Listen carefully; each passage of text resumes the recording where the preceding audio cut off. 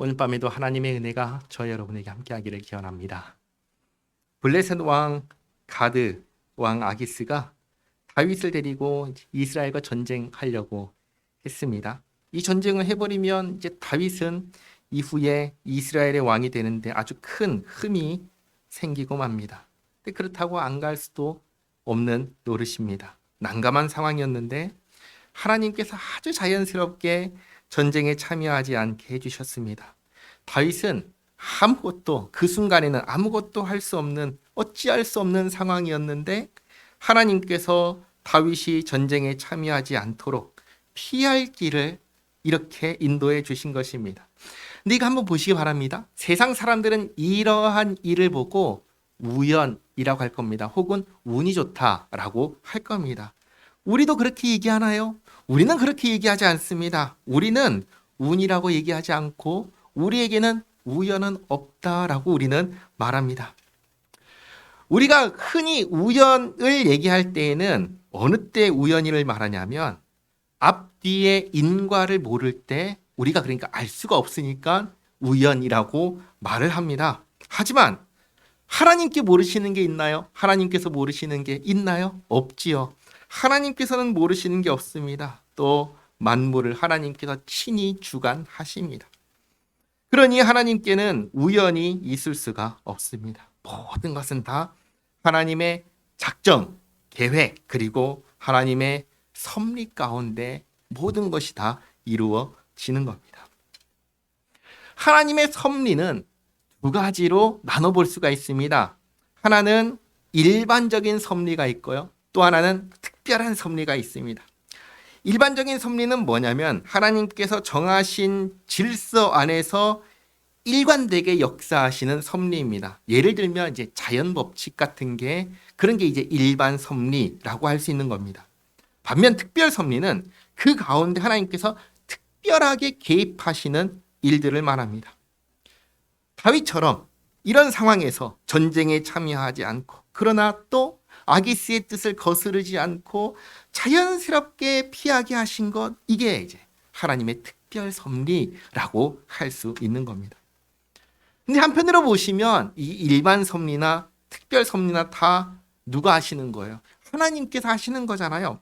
다 하나님께서 하시는 겁니다. 다만 우리 편에서 볼 때 구분해서 보는 겁니다.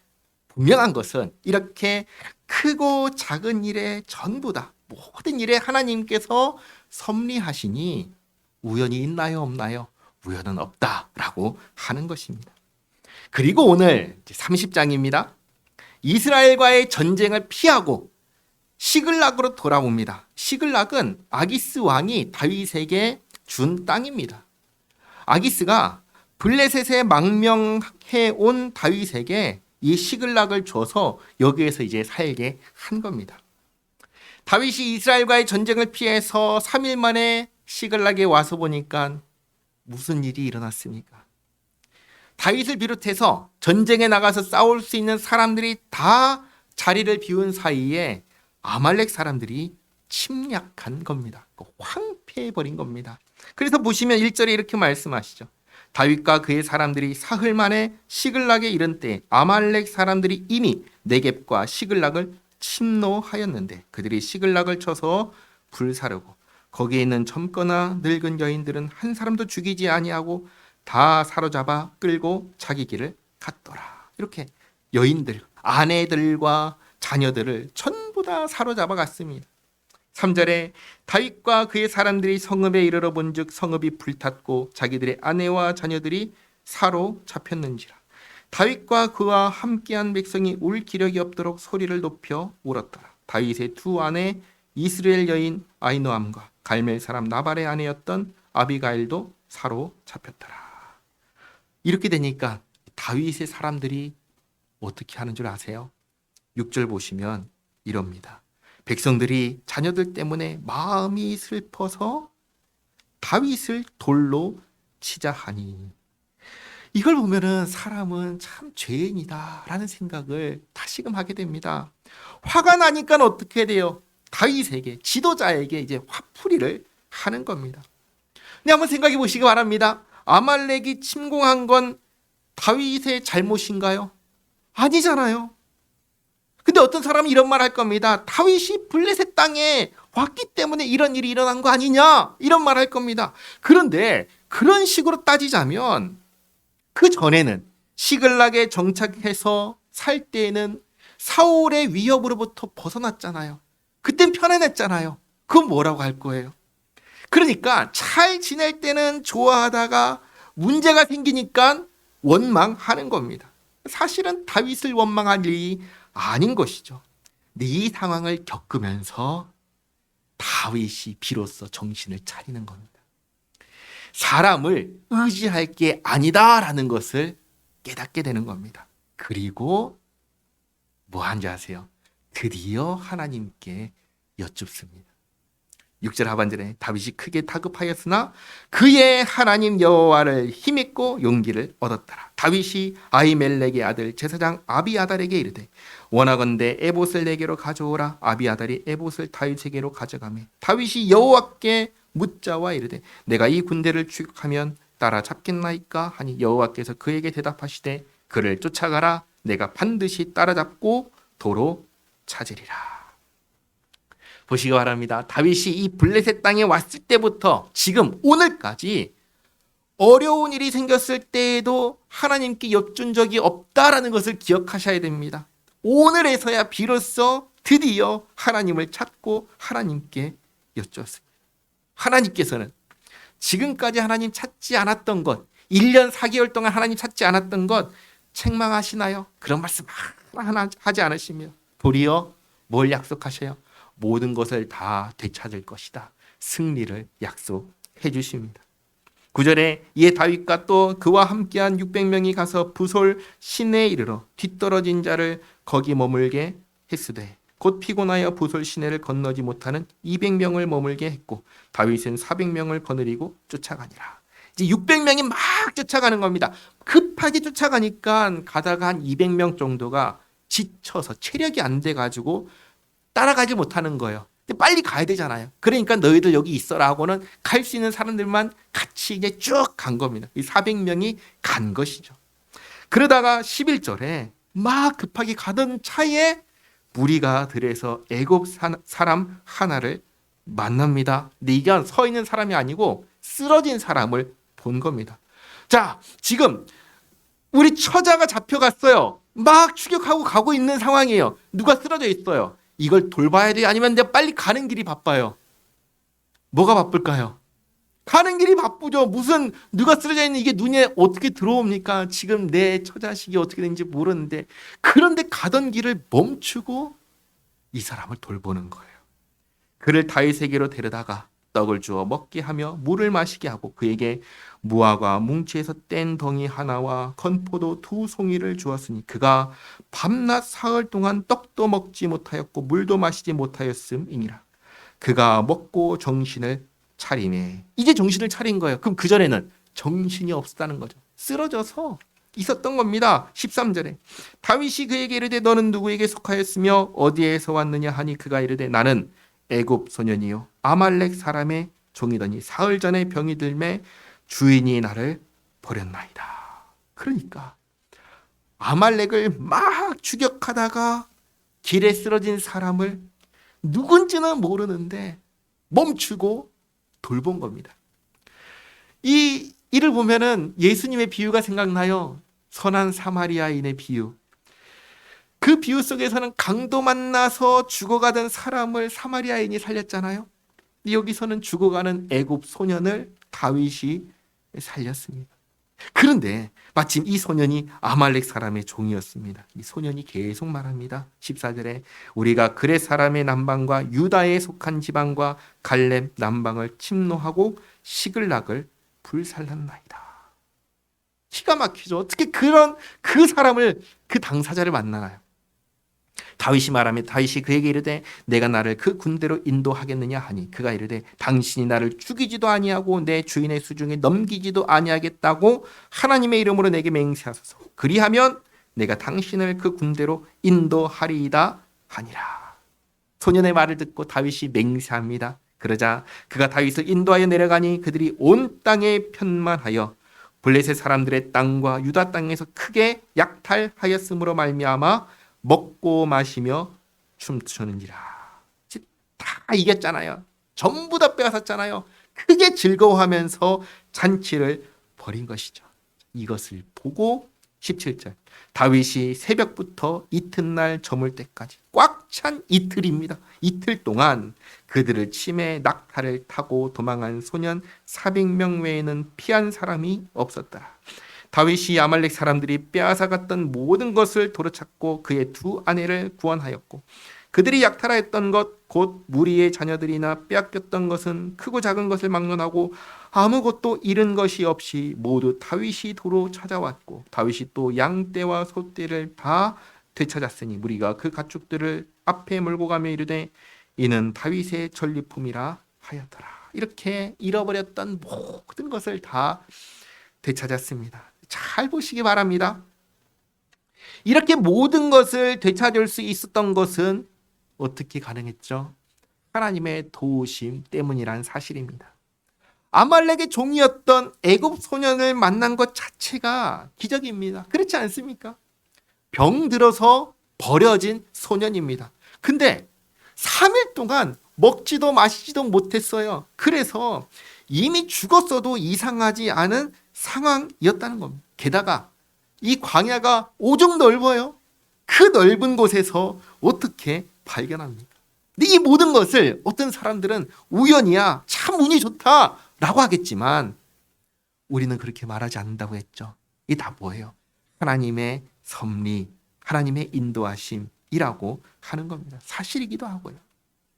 21절에 다윗이 전에 피곤하여 등이 자기를 따르지 못함으로 부솔신에 머물게 한 200명에게 오매 그들이 다윗과 그와 함께한 백성을 영접하러 나오는지라. 다윗이 그 백성에게 이르러 문안하매. 이들 누구죠? 아까 함께 추격하다가 체력이 도무지 안 돼가지고 같이 가지 못했던 사람들이잖아요. 그 사람들을 같이 만나니까 22절 보시기 바랍니다. 다윗과 함께 갔던 자들 가운데 악한 자와 불량배들이 다 이르되. 잘 보시기 바랍니다. 이들이 본래부터 악한 자와 불량배가 아니에요. 이때부터 이제 이들은 악한 자와 불량배가 되는 겁니다. 왜 그런가? 이들이 하는 말과 행동이 이들을 악한 자, 불량배가 되게 하는 겁니다. 뭐라고 했는가? 그들이 우리와 함께 가지 아니하였은즉 우리가 도로 찾은 물건은 무엇이든지 그들에게 주지 말고 각자의 처자만 데리고 떠나가게 하라 하는지라. 무슨 말이죠? 우리와 함께 싸우지 않았으니까 처자만 주고 전리품 아무것도 주지 말고 그냥 보내버리자. 그 얘기를 하는 겁니다. 근데 이게 얼핏 생각하면 그래 싸우지 않았으니까 전리품 받을 자격이 없는 거 맞는 거 아니야? 이 생각을 할 수 있어요. 이게 만약에 세상 나라이고 또 기업이라면 그렇게 하는 게 맞습니다. 그러나 이 다윗을 비롯해서 이 사람들은 전부 다 무엇을 나타내는 사람들이죠? 세상의 가치관을 나타내는 사람들인가요? 아니면 하나님 나라를 나타내는 사람들인가요? 이 사람들은 전부 다 하나님 나라가 어떠해야 하는지를 나타내야 하는 하나님 나라의 백성들입니다. 그리고 하나님 나라는 이 세상 나라의 사고방식, 그런 방식과는 다르다는 겁니다. 그런데 그것을 따라가니까 이들을 향해서 불량배, 악한 자들이라고 하는 겁니다. 한번 생각해 보시기 바랍니다. 이 불량배, 악한 자들이 한 말 자체가 세상의 관점으로 볼 때는 뭐가 잘못됐나요? 잘못된 게 없죠. 싸우지 않았으니까 너희들 가져갈 자격이 없어. 안 줄 거야. 맞잖아요. 근데 하나님 나라는 그게 아니라는 겁니다. 하나님 나라의 백성들이 가져야 하는 질서, 사고방식은 그게 아니다라는 겁니다. 그러면 하나님 나라의 백성들은 어떻게 해야 할까요? 다윗이 이렇게 말합니다. 23절에 다윗이 이르되 나의 형제들아 여호와께서 우리를 보호하시고 우리를 치러 온 그 군대를 우리 손에 넘기셨은즉 그가 우리에게 주신 것을 너희가 이같이 못하리라. 이 일에 누가 너희에게 듣겠느냐? 전장에 내려갔던 자의 분깃이나 소유물 곁에 머물렀던 자의 분깃이 동일할지니 같이 분배할 것이니라 하고. 무슨 말이죠? 우리가 가진 것은 우리가 잘해서 얻어낸 것이 아니라 하나님께서 주신 것이다. 하나님께서 주신 것을 그런 식으로 누구는 잘했으니까 더 주고 누구는 못했으니까 안 주고 그런 식으로 하는 거 아니다. 게다가 이들은 우리와 함께 싸우려고 했던 사람들을 아니냐. 우리가 빨리 추격해야 하기 때문에 할 수 없이 우리 짐을 지키고 있었던 사람들 아니냐. 따라가지 못하고 대신에 그러니 이들에게도 동일하게 주어야 한다. 그리고 25절에 그날부터 다윗이 이것으로 이스라엘의 율례와 규례를 삼았더니 오늘까지 이르니라. 근데 사실 이런 식의 분배는 다윗이 처음 한 게 아닙니다. 민수기 31장을 보시면 하나님께서 이스라엘에게 우상 숭배의 죄에 빠지게 유혹했던 미디안을 쳐서 원수를 갚으라 하십니다. 그러니까 모세가 12지파에서 1000명씩 차출해서 전장에 보내는데 그래서 미디안을 쳐서 진멸하고 전리품을 다 가지고 올 때 이 전리품을 전장에 나갔던 군인들만 가져라 그렇게 하지 않아요. 절반은 전장에 나갔던 군인들에게 주고 나머지 절반은 나가지 않았던 백성들에게 주게 합니다. 하나님께서 그렇게 하라고 하십니다. 그러니까 하나님께서 승리하게 하신 것이고 하나님께서 주신 것이니 그 은혜를 모두가 누리게 한 겁니다. 민수기 31장 25절에서 31절까지 말씀 같이 한번 읽어보겠습니다. 여호와께서 모세에게 말씀하여 이르시되 너는 제사장 엘르아살과 회중의 수령들과 더불어 이 사로잡은 사람들과 짐승들을 계수하고 그 얻은 물건을 반분하여 그 절반은 전쟁에 나갔던 군인들에게 주고 절반은 회중에게 주고 전쟁에 나갔던 군인들은 사람이나 소나 낙이나 양떼 500분의 1을 여호와께 드릴지니라. 곧 이를 그들의 절반에서 가져다가 여호와의 거제로 제사장 엘르아살에게 주고 또 이스라엘 자손이 받은 절반에서는 사람이나 소나 낙이나 양떼나 각종 짐승 50분의 1을 가져다가 여호와의 성막을 맡은 레위인에게 주라. 모세와 제사장 엘르아살이 여호와께서 모세에게 명령하신 대로 하니라. 아멘. 이렇게 싸웠으니까 너희들만 가져라 그게 아니라 하나님께서 주신 이 은혜의 전리품들을 모두가 다 갖게 그렇게 이미 했었고 그걸 따라서 다윗도 한 겁니다. 그리고 다윗이 이렇게 하면서 이것을 이스라엘의 규례로 정합니다. 자, 그리고 26장 다윗이 시글락에 이르러 전리품을 그의 친구 유다 장로들에게 보내어 이르되 보라 여호와의 원수에게서 탈취한 것을 너희에게 선사하노라 하고 베델에 있는 자와 남방 라못에 있는 자와 얏딜에 있는 자와 아로엘에 있는 자와 신못에 있는 자와 에스드모아에 있는 자와 라갈에 있는 자와 여라무엘 사람의 성읍들에 있는 자와 겐 사람의 성읍들에 있는 자와 콜마에 있는 자와 고라산에 있는 자와 아닥에 있는 자와 헤브론에 있는 자에게와 다윗과 그의 사람들이 왕래하던 모든 곳에 보내었더라. 이렇게 다윗이 사울의 칼을 피해서 도피하던 다윗을 돕거나 협력했던 사람들에게 이 전리품을 다 나눠 주었습니다. 자, 이것을 보면은 하나님의 백성들이 가져야 하는 사고방식을 알 수 있습니다. 그리고 다윗의 인품도 알 수가 있습니다. 사실 다윗이 사울의 군대 대장으로 있을 때 그래서 백성들 가운데 출입할 때 백성들이 다윗을 좋아했나요? 미워했나요? 좋아했습니다. 성경을 보면은 다윗이 백성들 가운데 출입할 때 백성들이 굉장히 다윗을 좋아했습니다. 그럼 한번 생각해 보시기 바랍니다. 다윗이 교만하고 거만하고 이기적이고 그랬다면 백성들이 좋아할까요? 그럴 리가 없지요. 오늘 말씀처럼 길에 쓰러져 있는 사람 그냥 두지 않는 사람이니까 좋아한 겁니다. 조금이라도 도와줬거나 은혜를 베풀었다면 잊지 않고 보답하는 사람이니까 좋아한 겁니다. 정직하고 공평하게 그렇게 다른 사람을 대하니까 백성들이 좋아한 겁니다. 그러니까 진짜 중요한 것은 뭐냐? 사람이라는 것이죠. 인품, 인격입니다. 사람이 좋아야 하는 겁니다. 하나님 나라의 백성들은 어떠해야 되는가? 이래야 된다. 사람이 좋아야 된다라는 것을 보여주시는 겁니다. 자, 이제 마지막 31장입니다. 다시 장면이 바뀝니다. 블레셋과 이스라엘의 전장입니다. 이 전쟁에서 누가 이기죠? 블레셋이 이깁니다. 31장 1절 말씀 보시면 블레셋 사람들이 이스라엘을 치매 이스라엘 사람들이 블레셋 사람들 앞에서 도망하여 길보아 산에서 엎드려져 죽으니라. 블레셋 사람들이 사울과 그의 아들들을 추격하여 사울의 아들 요나단과 아비나답과 말기수아를 죽이니라.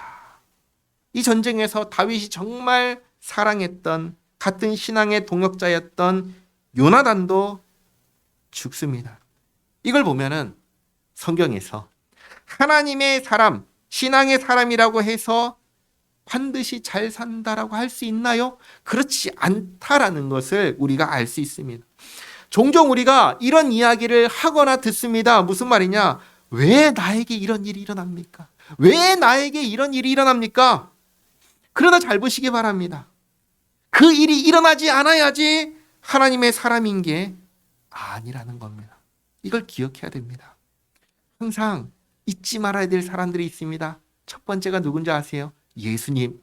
정말 하나님의 뜻을 이 땅 가운데 드러냈던 예수님 어떻게 되셨어요? 십자가에 죽으셨죠. 사도들은 어떻습니까? 사도들 중에 무병장수한 사람 있나요? 죽을 때까지 평안했던 사람 있나요? 그런 사람 단 한 사람도 없었습니다. 그러니까 이 땅에서 평안하게 사는 게 하나님의 사람에게 주어지는 삶의 모습이 아니라는 겁니다. 다른 겁니다. 뭐냐? 하나님의 사람은 이런 모든 일이 일어났을 때 그것을 받아들이는 관점과 태도가 다르다라는 겁니다. 어떻게 다른가? 우리는 이 땅에서의 형통을 추구하며 사는 게 아니다라는 겁니다. 우리는 영원한 주님의 나라를 바라보며 살아갑니다. 그 나라의 완성을 소망하며 기다리며 살아갑니다. 그러면서 이 땅에서는 어떻게 하죠? 에이, 이 땅 어차피 사라질 건데 하면서 막 사나요? 그러지 않지요.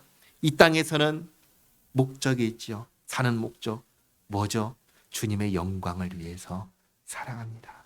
그리고 그렇기 때문에 나에게 일어나는 나의 모든 일들을 통해서 주님께서 영광 받으시기를 바라는 마음으로 살아갑니다. 이게 하나님의 사람이 자신에게 일어난 일들을 대하는 모습과 태도와 마음가짐이라는 사실입니다. 이렇게 달라지는 거예요. 요나단 전쟁 중에 죽었습니다. 그런 죽음도 하나님의 사람에게 얼마든지 일어날 수 있는 겁니다. 그리고 사울입니다. 3절에 사울이 패전함에 활 쏘는 자가 따라잡으니 사울이 그 활 쏘는 자에게 중상을 입은지라. 활에 맞았다는 것이죠. 그러자 그가 무기 든 자에게 이르되 내 칼을 빼어 그것으로 나를 찌르라. 할례 받지 않은 자들이 와서 나를 찌르고 모욕할까 두려워하노라 하나 무기를 든 자가 심히 두려워하여 감히 행하지 아니하는지라. 이에 사울이 자기의 칼을 뽑아서 그 위에 엎드러지매. 사울의 최후는 이렇게 자결하는 것으로 끝납니다. 다윗은 시글락에서 모든 것을 다 약탈당했을 때, 그래서 백성들이 원망하고 죽이려 할 때에, 정말 그야말로 가장 밑바닥을 칠 때에 어떻게 했지요? 하나님을 의지했습니다. 다윗은 살았습니다. 그러나 사울은 어떻게 하죠? 죽음 앞에서 어떻게 하죠? 하나님 의지하지 않습니다. 끝까지 뭘 생각하죠? 자신의 명예, 내가 수치를 당할 것, 그거 생각합니다. 그 끝은 비참한 죽음입니다. 5절에 무기를 든 자가 사울이 죽음을 보고 자기도 자기 칼 위에 엎드려져 그와 함께 죽으니라. 사울과 그의 세 아들과 무기를 든 자와 그의 모든 사람이 다 그날에 함께 죽었더라. 골짜기 저쪽에 있는 이스라엘 사람과 요단 건너쪽에 있는 사람들이 이스라엘 사람들이 도망한 것과 사울과 그의 아들들이 죽었음을 보고 성읍들을 버리고 도망하매 블레셋 사람들이 이르러 거기에서 사니라. 전쟁이 끝납니다. 블레셋 사람들이 이 성읍들을 차지합니다. 그리고 다음 날, 그 이튿날 블레셋 사람들이 죽은 자를 벗기러 왔다가 나가서 죽은 자들의 시체를 싹 벗겨가지고 이제 전리품을 챙기고 가는 것이죠. 나왔다가 사울과 그의 세 아들이 길보아 산에서 죽은 것을 보고 사울의 머리를 베고 그의 갑옷을 벗기고 자기들의 신당과 백성에게 알리기 위하여 그것을 블레셋 사람들의 땅 사방에 보내고 그의 갑옷은 아스다롯의 집에 두고 그의 시체는 벳산 성벽에 못 박음에. 목 없는 시체지만 본보기로 성벽에 박습니다. 이 소식을 누가 듣지요? 길르앗 야베스 사람들이 듣습니다.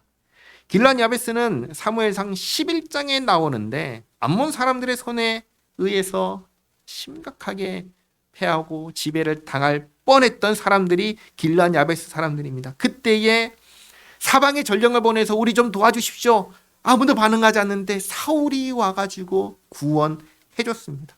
그 은혜를 기억하는 겁니다. 그래서 11절 길르앗 야베스 주민들이 블레셋 사람들이 사울에게 행한 일을 듣고 모든 장사들이 일어나 밤새도록 달려가서 사울의 시체와 그의 아들들의 시체를 벳산 성벽에서 내려가지고 야베스에 돌아가서 거기서 불사르고 목숨 걸고 달려간 것이죠. 그의 뼈를 가져다가 야베스 에셀나무 아래에 장사하고 7일 동안 금식하였더라. 길르앗 야베스 주민들에게 있어서 사울은 생명의 은인이었기에 이렇게 그의 죽음을 애도하며 7일 동안 금식하였습니다. 이렇게 블레셋과의 전쟁은 이스라엘 왕의 죽음으로 끝났습니다. 자, 정리하겠습니다. 자, 첫째로 아말렉이 시글락을 약탈했지만 다윗은 하나님을 의지함으로 이 난관을 이겨냈습니다. 다윗은 하나님을 의지하였고 하나님께서는 특별하게 섭리하여 주셨습니다. 이걸 보면서 우리는 뭘 깨닫는가? 우리는 하나님을 언제나 의지하며 살아야 한다는 겁니다. 둘째로 다윗은 죽어가는 애굽 소년의 이웃이 되어 주었습니다. 먹을 것과 마실 것을 주면서 돌봐주고 살렸습니다. 그리고 전쟁을 이긴 후에 전리품 분배를 하나님 나라의 방식으로 했습니다. 하나님께 받은 은혜는 은혜롭게 나눈 겁니다. 그리고 조금이라도 자신을 돕고 후원했던 사람들을 잊지 않고 보답했습니다. 이렇게 다윗은 그리고 하나님 나라의 백성들이 어떻게 해야 하는지를 보여주었습니다. 우리는 불량배와 악인처럼 하나님 나라의 백성답지 않은 생각, 말, 행동을 해서는 안 됩니다. 오히려 섬기고 돕고 베풀고 또 은혜는 은혜롭게 나누며 살아야 합니다. 셋째로 사울이 베푼 은혜를 잊지 않은 길르앗 야베스 주민도 기억하시기 바랍니다. 받은 은혜를 기억하고 그 은혜에 합당하게 살아가야 합니다. 자, 다음 넷째로 사울의 비참한 죽음을 기억하시기 바랍니다. 사울 마지막까지 회개하지 않았습니다. 사울의 최후를 보면은 한 사람이 생각납니다. 가룟 유다입니다.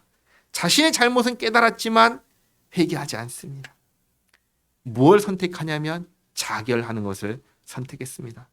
사울도 마찬가지입니다. 죽음 앞에서 하나님을 생각하지 않아요. 자신의 명예, 자신이 겪게 될 수치만 생각했습니다. 그 마지막은 비참하지요. 우리도 그렇게 되면 될까요? 안 되는 것이죠. 마지막으로 사울과 함께 죽었던 요나단을 기억하시기 바랍니다.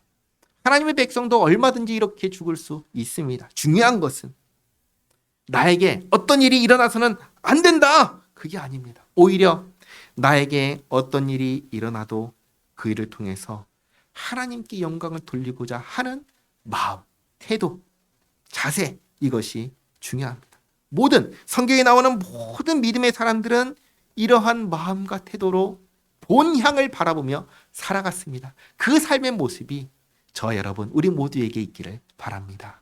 기도하겠습니다. 하나님 감사합니다. 마지막까지 다윗과 사울은 서로 다른 길을 보였습니다. 끝끝내 하나님을 잊고 자신만의 명예를 생각하고 죽음을 선택했던 사울, 그 길을 가지 않도록 저희를 붙들어 주시옵소서. 다윗처럼 하나님만을 의지하고 하나님 편에 서서 살게 하옵소서. 악인과 불량배들처럼 생각하고 말하고 행동하지 않게 하옵소서. 예수님 안에서 베푸신 구원의 은혜를 받은 사람으로서 하나님의 백성답게 하나님의 자녀답게 살게 하옵소서. 서로를 섬기고 서로를 도와주고 서로 베풀고 또 받은 은혜를 나누며 그렇게 살아가는 저희 모두가 되게 하옵소서. 또 요나단의 죽음처럼 신자도 그런 인생을 살 수 있음을 기억하며 저희 삶 가운데 일어나는 모든 일들을 통하여 언제나 주님을 영화롭게 하는 모습과 태도를 갖고 저희들 이 땅에서 살아가게 하옵소서. 예수님의 이름으로 기도하옵나이다. 아멘.